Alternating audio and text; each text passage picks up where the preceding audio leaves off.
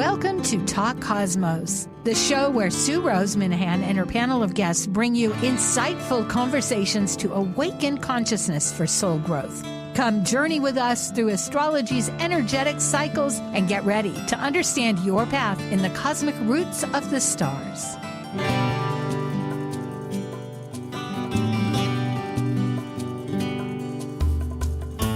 Hi, I'm Sue Minahan, and this is Talk Cosmos. Today is June 9th. We are heading towards summer. It's still spring, and we're talking Gemini, more Gemini. It seems like Gemini has a lot to say, and Gemini does have a lot to say, particularly when it's paired with Jupiter, which as of last week, was it last week? Very shortly, the last Planet Buzz with Laura Tad and Tracy Quinlan, we spoke about Jupiter and Gemini. So I suppose it's no surprise. Our subject today is Gemini Venus Star Point. It has a cycle among cycles. We will pinpoint some of them and give some background, just enough to give you a little idea for those that need it. And there's slides that you can go back to and understand more. Because really, we have some meat and potatoes and salsa to talk about later. And that's our idea, because the theme is talking my language. So I am very glad.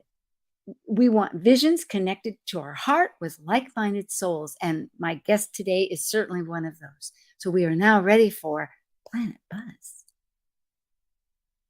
No intro today? Oh, no intro. Well, we are the intro. Hi, Sean. Yeah. Oh, there you are. Goody. Hello. Yeah. It's a treat. Laura won't be able to make it today, and I've always wanted to have a talk with Sean. He's on our Astro Jam. It'll be an amazing gathering of the wits, and I'm most looking forward to this. Right. So it's evolutionaryastro.com. You can reach Sean and Talk Cosmos for me.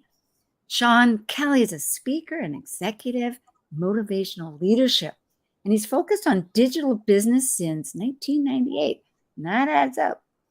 He's worked with many of the world's, renowned astrologers, Kelly Fox, Jan Spiller, Henry Seltzer, Michael Luton. And it doesn't stop there. He was very instrumental. In fact, he was the key that was a driving business for Tarot.com when both Jeff Jower and Rick Levine were part of it and made it gangbusters. Rawr. Yeah.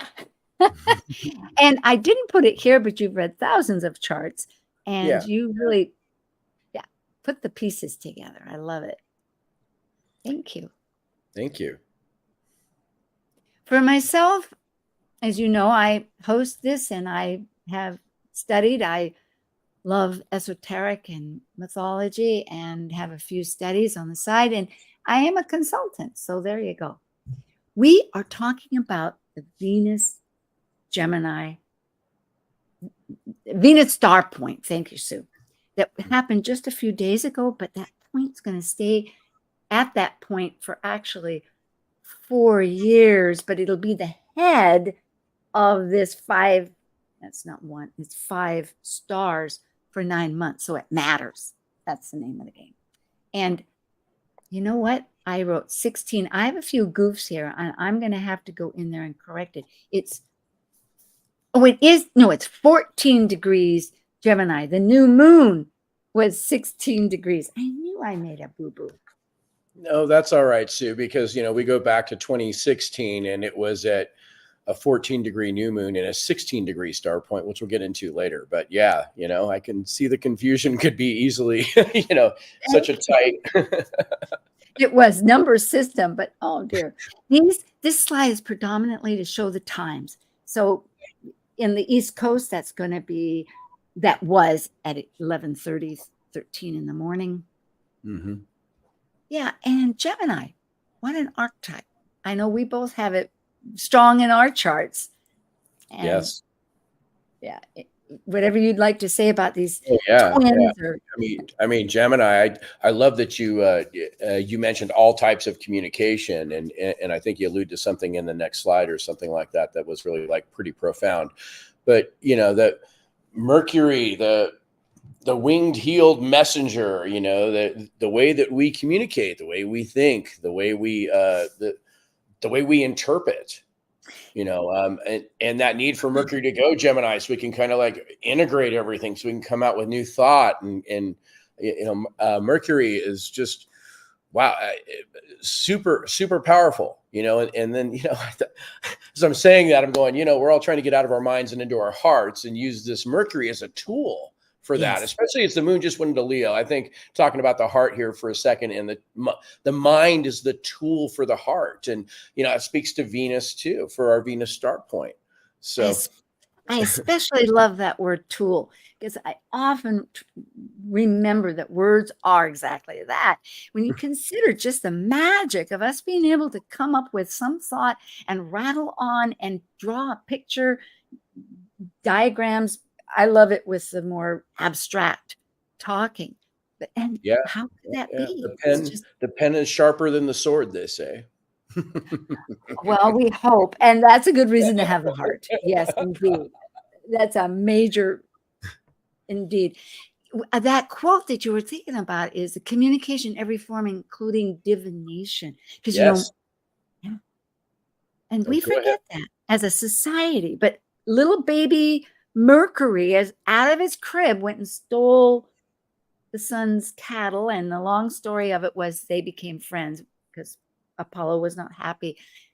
And Big Daddy Zeus, or the god Zeus, said, okay, you're friends, or they were friends, and they exchanged. But Hermes drives a hard bargain. He wanted divination from the sun. Mm-hmm. Why? Yeah. I never did figure out why the sun would have divination, but that's later to find out, right? The plot thickens. Yeah. So, and for folks that may be unfamiliar, Zeus is also Jupiter, was Greek, and the Romans transferred all the Greek gods and then put new names on them. And the story's changed a little bit, but essentially the same archetype. And another factor of Mercury is boundaries. I think that's very important. That I never think of that. I think, well, you're just going, if you can go between the heavens and the earth and wherever, which thoughts do. If people want to find their natal Venus star point, because that is the focus here, and there are 5, which we will show in just a moment. Ariel Gutman is really the queen, the leader, the great magistrate, whatever fixes your kettle or something. Pardon my language here. And this is a wonderful chart. You can find that at her site, Sophia Venus, or just search for Venus Star Point chart. But here is a link, because it is the one prior to your birth date. And because it'll be within the 9 months. Otherwise, if it's within 2 weeks after your birthday, which is not often. Did you have any comments? You can stop me anytime. Oh, no.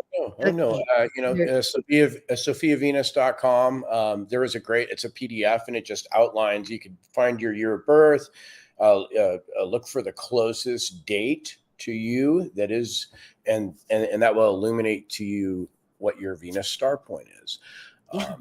Venus is the storyteller for all of this. Venus is our values. Venus is what we love. It's and we structure everything around those values, all the decisions we make. So Venus, there's a gal, Emily Trinkus, who I had the pleasure of working with at tarot.com. And she was all about how Venus was everything. And gosh, Emily became just such a great friend. I learned so much about Venus through her. It's just absolutely amazing. That's a good reminder, because really, if we have heart and mind, it is the connector. It's the fuse. It's that link. Very wonderful. Here are the 5 star points. There are 5 at any one time. There's a beautiful cycle, and it happens. And at this particular moment, well, they come in pairs. The first 2 that came in were Scorpio and Aries back in the 20s. Then in the 80s came in Capricorn and Leo. But in between those, because there's 5, one isn't going to match up. And that happens to be Gemini. And that was 1964. And it's halfway through because it's 14 degrees. If it's 100 years, about 14, it's right there in the middle. And I did the math. It's right in the middle. A factor not to confuse, because it can be confusing. It's not just linear. Although the cycle is very regular, there's these different layers and relationships, because everything is relationship and Venus is relationship, I suppose. But this 100-year cycle, Aries and Scorpio are closing theirs out. And Scorpio just gave way to Libra. They go backwards like the nodes. And in 2026, we'll have the last Scorpio one, which happens to be United States return. That's interesting. Yeah. There is a beautiful design. Go ahead. Oh, no, that's great. That's actually, yeah, how Venus tracks in the sky. Sometimes I've seen graphics online where it's beautiful how it reminds me of like a spirograph, and how just proportional, the rose that Venus is really shows up in plotting her movements like that illustration dictates. So that Sun conjunct Venus, the cosmic heart. I love the title of this slide. It is bringing the heart to mind. And I love that you mentioned Jupiter a little while ago, because Jupiter is conjunct Mercury in Gemini for this Venus star point, which is absolutely like out of this world. It's like, you could go into overthinking. so be careful. Some thinking about it. It's right, though, because they work in tandem, right together. One gathers the information, the other one puts the patterns together. What's your belief system? Yeah. What do you? And so Jupiter being there conjunct Mercury for this, it's made Mercury big. And so, being more fast with your reactions, or coming to different viewpoints, coming to different conclusions, juggling different perspectives, all those things. And I'm trying to talk fast because that's how it is. It's rapid, So it's super rapid. That's exactly true. Some of this is from Ariel, actually, and because it's diverse and it's conversation. But the challenges interested me. Being a Gemini, having just had a birthday, Mercury rules my chart, like Laura's actually. Yeah, and happy solar return. And the whole point is that where the challenges are, we're so versatile, etc., is if the direction isn't straight ahead, all that teeter-tottering, picking up a little here and looking at a little there, can really get you lost from the goal. And thinking, this is the key part that I'm going to really use this, where one would think, oh, that's got to be a better answer. I haven't tried it yet. What's it all about? But meanwhile, you've never experienced what you meant to. It's a good lesson to toe the line. Amen. Toe the line. That's right. Just yeah. Call out the words, heave ho. Don't just cut the rope. Yeah. Stay on track. Don't go down the rabbit holes. As best you can. There's your slide. Mercury Jupiter conjunction. Yes. 5 hours before the Venus star point. So this is really, really powerful. And I'll bring in the trine to Pluto, because Pluto is there supporting this, looking at like, what do I need to transform to be more in my heart? And Jupiter, Mercury can trine that. Oh, beautiful. There's the chart. Wow, that is just some powerful medicine. And given that Pluto is retrograde, maybe that's a super good thing for this conjunction, because that could be really outwardly transformative. And so, given that it's retrograde, it gives us the opportunity to integrate what that transformation can be, and maybe be more considerate. And I think Venus here in Gemini is really, it kind of reminds me of like the old or maybe it's still on the air. NPR had this program called All Things Considered. Oh, yes, Yeah, yes. yeah. It rings bells. Exactly, It's exactly. And so good, yeah. to be more considerate of not just your heart, but the heart of others, because that's also a big point in this. So you can maybe do that transformation really delicately,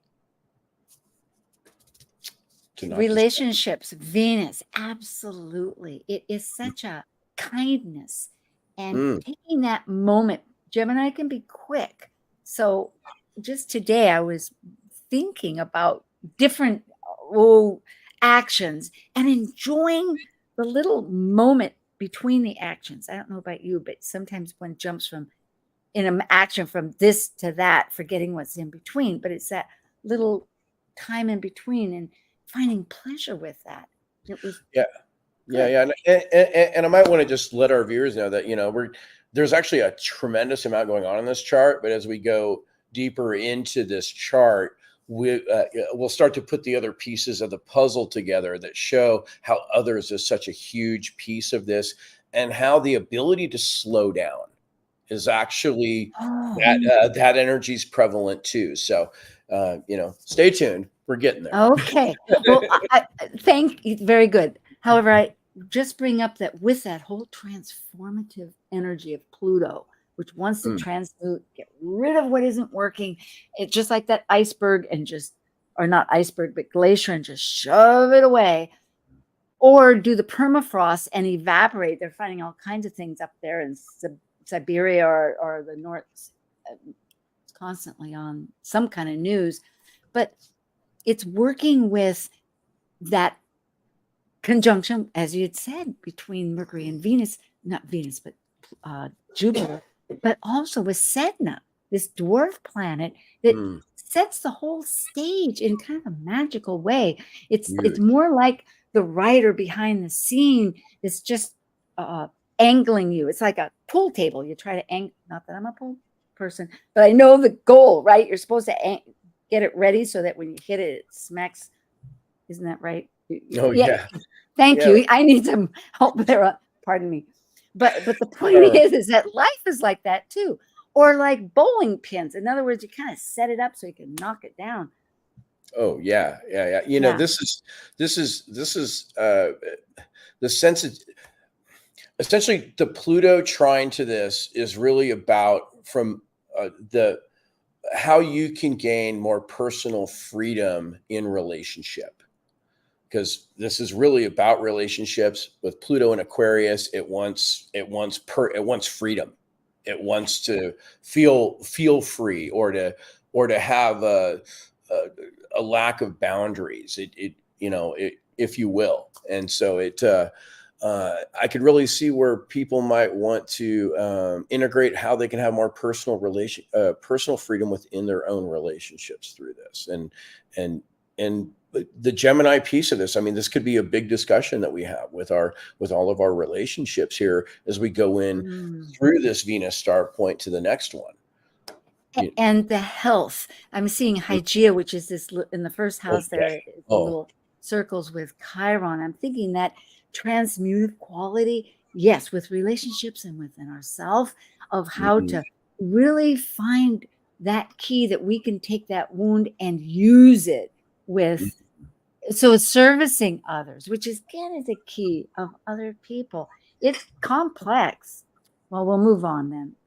All right. Gemini is complex. It is actually. Thank It you. is quite complex. It goes above and below the surface. It can be. It's people say, hey, look at that. There's like 5 objects in Gemini. No, there's actually 10. It is the twins, right? So anyway, wow. Okay, so talk about the grounding here with the Saturn here, and I know you don't really have the square drawn into that. Oh God, no! No, I didn't want to do that. I sorry. My Okay. mouse isn't We're working. getting there. Lead But on. Yeah. but yeah, the square to Saturn. So to bring in how Saturn, I always call him Big Daddy Saturn, because he's going to lay down the rules and, give you the hard boundaries, if you will. In Pisces, he's saying, no, you got to let go of some of those boundaries, because there's actually more there and you're limiting yourself. That's the Pisces twist there, right? And so Saturn is talking to Venus, saying, look, yeah, okay, you got all these perspectives, but slow it down. And, maybe some of those perspectives are too wound up into the boundaries of your mind. And, of course. and Saturn has this beautiful support from the moon, and this beautiful support from Ceres. And Ceres and the moon are really similar. They're both a nurturing type of energy. They're higher octaves, according to Alan Clay. Yes. Yeah. And so there's all this emotional support for Saturn to say, wait a second, Gemini, you're going crazy over there and you're full of love and it's beautiful, but slow down a little bit. Slow down. Let's be a little more considerate. Think of the words. Maybe think before you speak. That could be a new one. Yeah, that's a good one. I'm joking. Yeah. No, but you're about to go, and you go, oh, wait a second. Yeah, maybe I didn't that thing. Let me. I'm so glad to see Saturn there also. And I also want to let the audience know we're looking at a 0 Aries chart. This does not have houses, so the timing is correct. But we're talking London, Australia, so that we're going to keep it basic. Yeah. And the Hygeia Chiron conjunction for this that you illuminate in this chart, that's a cleaning. God, it's Hygeia is health and wellness and all those things. And Chiron is the wounded healer. And there might be this opportunity to see things in your routine that are harmful that you need to change. Yes, absolutely. Yeah. And so, this moment ushered in all of that. I love, again, Ceres up there, trining the moon for the moment of this is, there is an immense amount of nurturing. I think there's some profound opportunities in this particular Venus star point that we haven't seen, especially given the last Venus star point in Gemini in 2016, where it was really a difficult one comparatively. Come to think of it, goes back to that trine with that we may think is so okay. The trine with Pluto in Aquarius, it's trine Pluto, Jupiter. And now we have the mix with Mercury. But the point is that is a huge input to help us think. I'm going to take these glasses off. They keep slipping. They're driving me crazy. Probably driving you crazy too. There. Now it's better. Yeah. So Sue, did we, you don't have the nodes highlighted here. Is that in a later slide, or can we get into that here? Let's find out. Well, that's a good question. I didn't highlight it, but it's all going on. So if you have something. Yeah. So if you take a look at that Venus Sun conjunction at 14 Gemini, and then look at the house of Libra, which is on from my view, the right side of the chart, and the left side of the chart has Aries in it. And you'll see the lunar nodes. They look like little horseshoes pointing up and down. This particular Venus star point is sextile and trine those two objects. And this is what we call the point of Thales. And it's kind of a beautiful piece because it brings in harmony between an opposition, if you will, or shows you a way to harmonize that opposition. And Venus is being immensely supportive of cleaning up the past, the South Node in Libra, cleaning up the relationships with others. And the North Node being in Aries, where that's sextiling it. It's through cleaning up those things with others that we gain a new way, a new identity, a new way of saying I am. I like that. Yeah, this is the point of Thales right here, this particular slide, and it's showing Saturn in its importance. Wanted to have that earlier. Wow. Yeah, Saturn trine Vesta. Oh, wow. Yeah. So yeah, Vesta is in Cancer for this, if I recall, and yeah, opposite. That's. And it's showing that there are out of bound planets, which means, and they're the asteroids. And pardon me, at one point I mentioned the moon. I'll correct the slide, but out of bounds means it's beyond the elliptical path of the sun, which is 23.26, or rounded off to 27. A lot of people say 23.5, but that's when the planet really is quite a renegade, or can be very purely express how it wants to express. So here we have 3 of them, and there's 2 that are in a relationship, Ceres and Pallas Athena, that happen to be to the minute opposite. So minus is when it's south, and plus is when it's above the equator. Latitude, declination, latitude, same difference. And it's an opposition. And that was for our audience. Let's see, I'm trying to go backwards. Whoops, it's too much. Let's see, where are we? What are we doing? Maybe, no, we don't want that. And I do apologize here. Maybe there. That's okay, great. We're here great. with the, no, we don't want that. No. My mouse is gone on a sabbatical. Sorry, my finger is not that great. Okay. Well, we'll just leave it to Gemini. So maybe I can set this chart up a little bit here, because we actually have 2 Venus star points on this. We have an inner chart which shows the Venus star point from 2024, and then we actually, this is a new moon, isn't it? Is this it is. You know what, Sean? Let's Okay. do this. Let's take a break. It's just about that time, and we'll come back, and maybe Okay. my mouth will work, and we'll get the plot figured out, because we have quite a few pieces, and I'm so glad you're here. Oh, Thank you, I'm Sean glad to be Kelly. here. Thank you. My pleasure. Yeah, and we'll be back, folks. It's June 9th, Venus Star Point. It's for the long haul. All right, stay with us.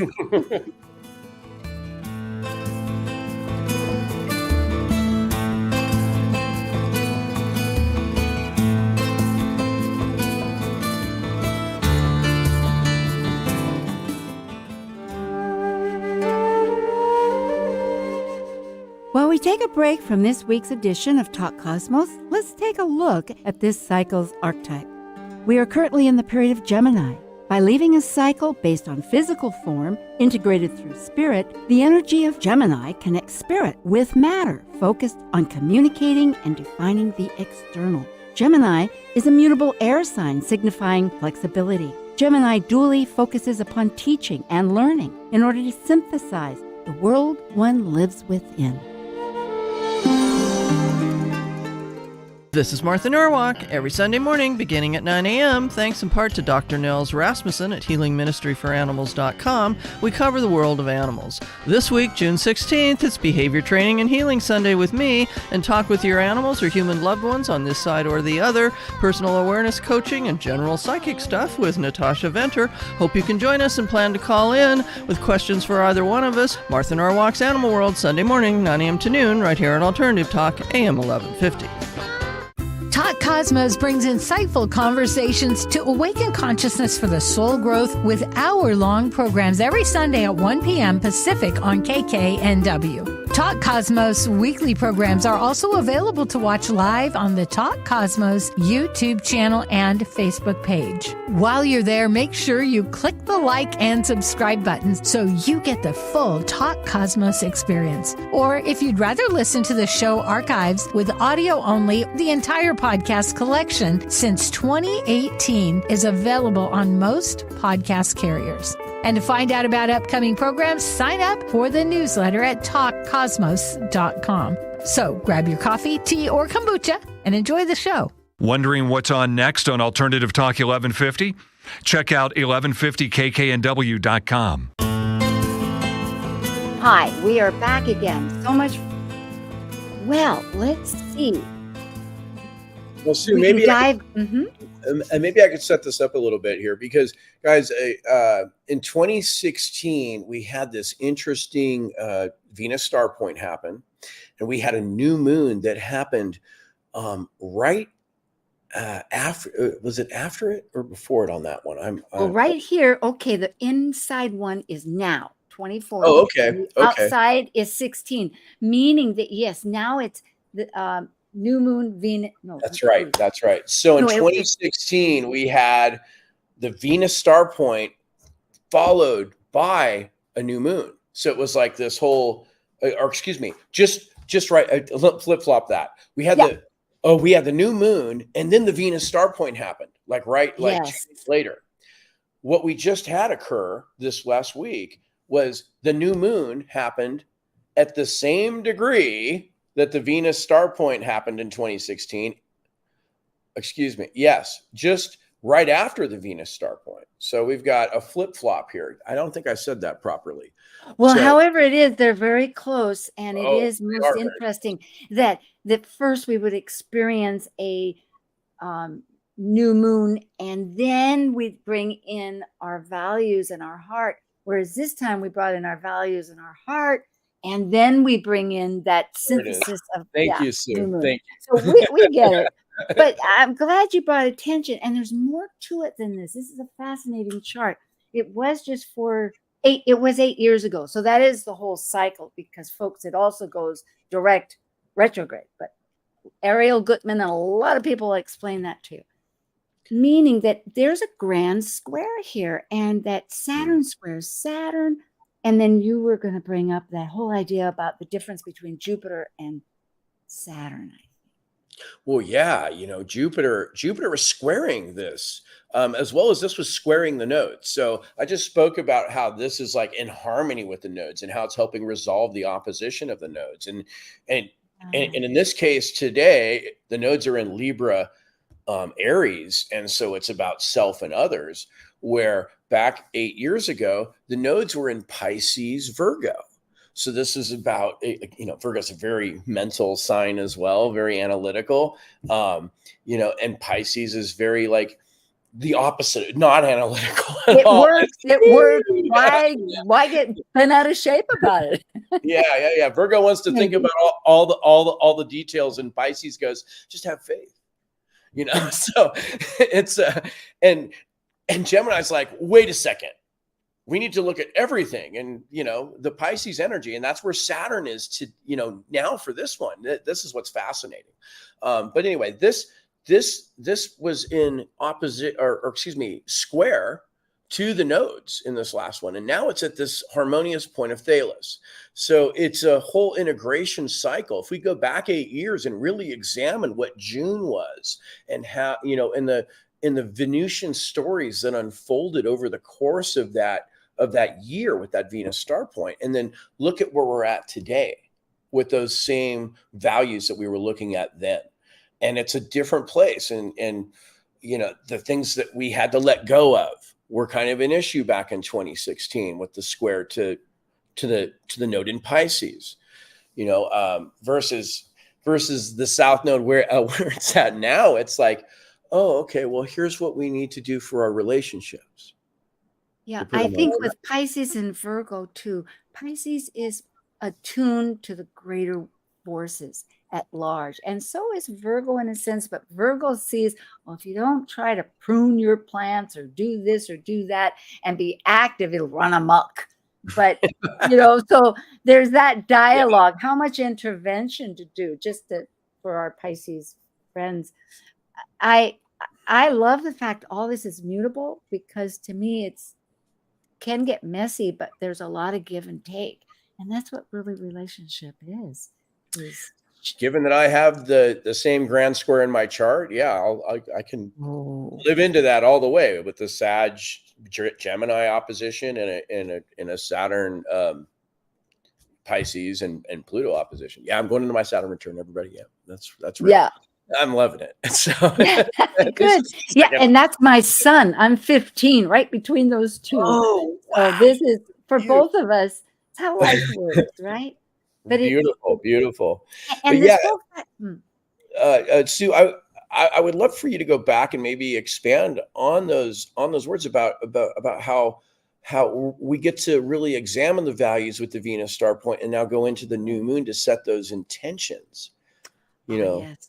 Yeah. Because I think that the 2024 Venus star point chart for this is really, really just like a sweet gift comparative to the 2016 one.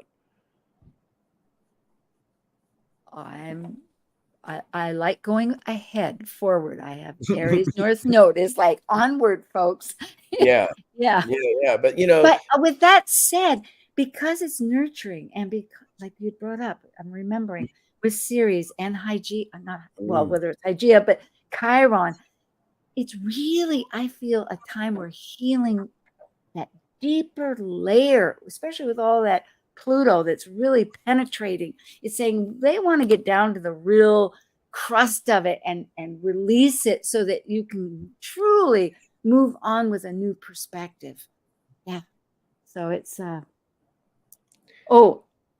and I'm going to go, okay, so we went through this and the out of bounds, which is important. And here are the 3 point of Thales. And pardon me, folks, that moon is not out of bounds on this one, although the moon is in a 10-year span and it will be every few days for the next number of years, but not in this particular chart. Oh, I think it's beautiful that you pulled in the moon with the Ceres Vesta opposition. That's gorgeous. Yeah, you got just the emotional grounding that we have going into this, which is really odd for, such a Gemini, with all the stuff loaded in Gemini, there's this grounded moon for it all.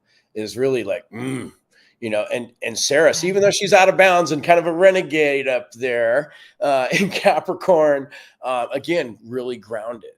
And, Cancer, I see Cancer as a very grounded sign as well. It embodies emotions, and that's a, well, it goes at its own pace too. It wants that processing. Has to.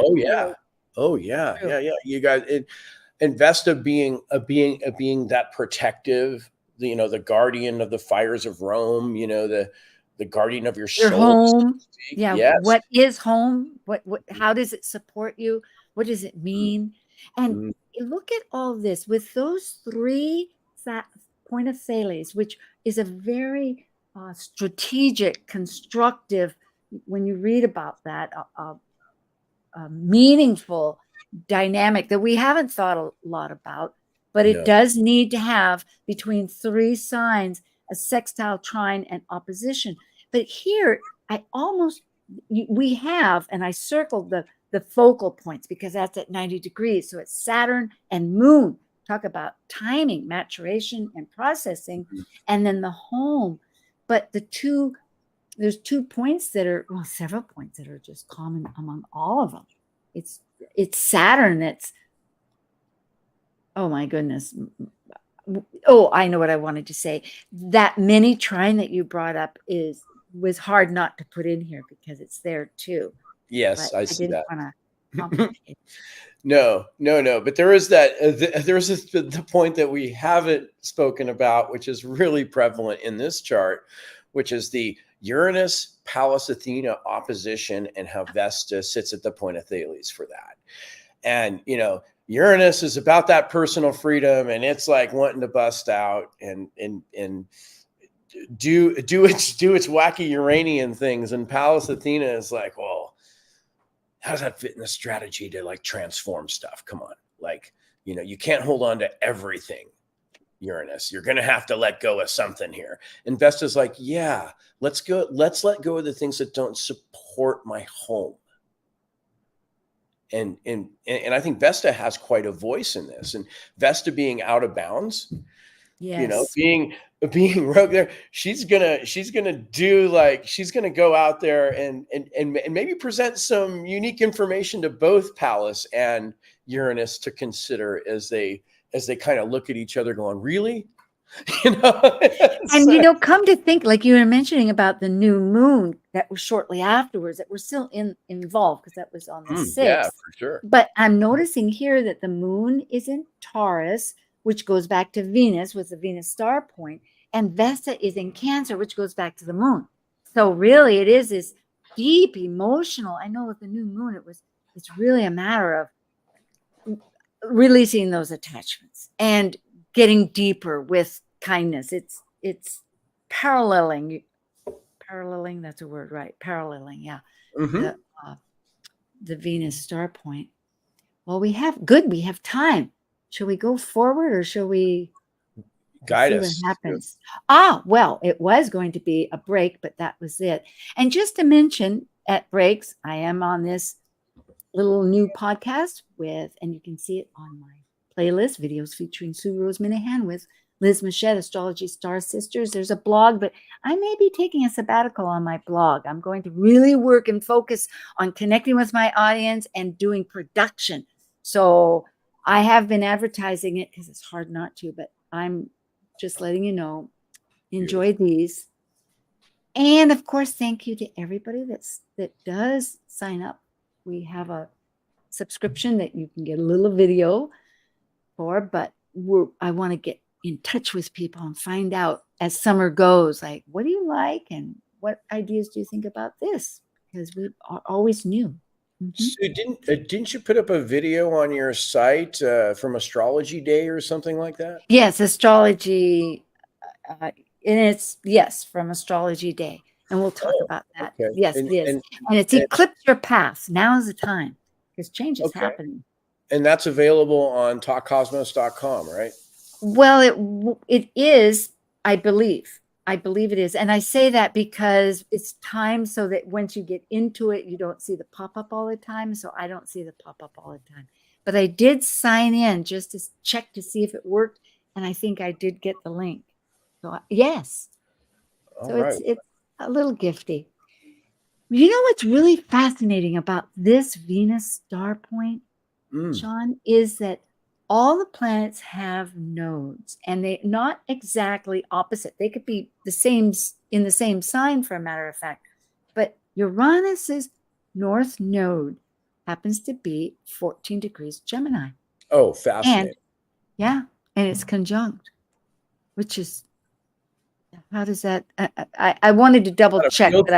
How does that appeal to me? Like, personally, I think, wow. Okay. First of all, freedom. Uranus and Gemini, man. Wow. I mean, talk about getting like out of bounds perspectives, right? And the North Node being there, the North Node is like the learning node, you know. And this is for Uranus. Yes. So Uranus wants to go there. They're saying everything we're talking about, networking of course, it's not, I'm getting mixed up with Aquarius here. Oh, no. That's all right. Uranus being the instantaneous, and I got to quote Rick Levine, the instantaneous reconciliation of opposites. So when I think about Gemini, I think about all the different perspectives it can have. And I think about all the different oppositions to those perspectives that it can have. Oh, I'm so glad you brought that up because I'm doing vibrational astrology. So I looked on Sirius for what was the biggest vibration, and whatever it is, you don't need to know, but it's the bridge between things that are apparently have nothing in common, and it's ahead of its time. Just what you're saying, right? Because it's this. In other words, it's the combustion of the two things that need to be combusted, because that's the electrons with the. Boy, when Rick says it's so quick, and when I say it, it's like I get hung up in all this stuff. But it has to do with electricity and ions of positive and negative, and they have nowhere to go except, resolve. Well, there's a fantastic artist. His name is Alex Gray, who does a lot of these more like kind of more psychedelic type art, right? Super well known, but he did a painting in 2019 of what he called the turn. and it's about where positive and negative actually connect. And he called it the turn. So it's that same, that same thing where you were just talking about how all this energy has nowhere to go. So it creates, right? That's a lot like the solstice with Gemini, which is air, and Cancer, which is water, because those elements are always working together. And equinox means turn. Ooh, you got the brain going. You always do. It's so great. What is this? Wow. Well, I think you wanted to do a comparative chart, so I'm not sure if this was the one. I did. Oh, goody. Okay. Thank you. This is great. Okay, so the other thing to consider, and this is the 2016 comparison again, is and with the new moon, yeah. So this is the new moon that happened just before the Venus Star Point in 2016. I'm going to get this right this time, where the new moon happened after the Venus Star Point in 2024. And another important point that I'm so glad you circled it out in this was the Uranus-Eris connection for that 2016 one. I mean, it really made the Venus Star Point a little more volatile. Eris, the goddess of chaos, man, and Uranus conjunct the goddess of chaos. Well, I mean, just saying that, it makes me laugh because it's just, the instantaneous reconciliation of opposites meets the goddess of chaos, and inclusion. Everybody's included. No one's excluded. And it's conjunct this Chiron and Hygeia.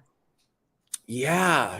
So there's some great opportunities for healing for the stuff that did happen since the 2016 Venus Star Point. And this star point, I think, brings so much resolve and has so much beautiful support, where Jupiter was in square to this at 8 years ago. It's now in Gemini, in the same sign as the Venus Star Point. It's like, hey, I get it, guys. It's not fighting it, with like, Jupiter. It's taking that compost. Yeah, right. Like with all the Pluto, and saying, let's plant a new garden. Let's have a little place to have fires and fun things, not bad fires, but little Zeus or Jupiter, which was all nitpicky, because Virgo can be OCD and nitpicky too. I mean, that's part of what I know is. That's why no. You can't expand that way, because Jupiter's expansion, and it's telling Gemini, no, you can't expand that way. And now it's like Jupiter's in Gemini. It's going, hey, yeah, man, expand this way. This is great. And, look, it's going to support your freedom. And look, Venus is here to support all this. And it's really a big turn, if you will. Besides, a circle can only see so many spots. You have to widen it out, just like throwing a rock in the water to keep finding new moments of the ring. Bring the outside on the inside. I think this did a bit repeat and talk about information, because there was a lot. Yeah. But there's so much to unpack in these two charts. I mean, we can go on for a couple of days about it, honestly. Now, if I understood it, we were going to do the Venus one too, but this is so close to the other one, I didn't really want to belabor it. It's one was new moons, and the next was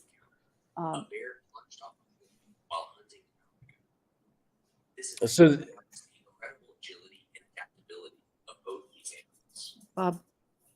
29.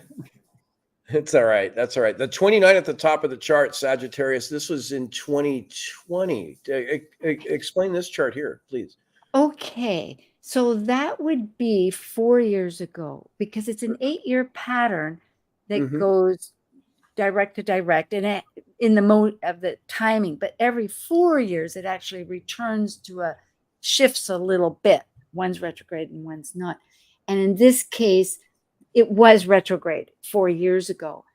And I brought it up because look at this. Look, for a couple of reasons. Now, again, to the moment that we're talking about is on the inside, and the last is on the outside. But Pluto at 1 degree Aquarius is conjunct Saturn at that time.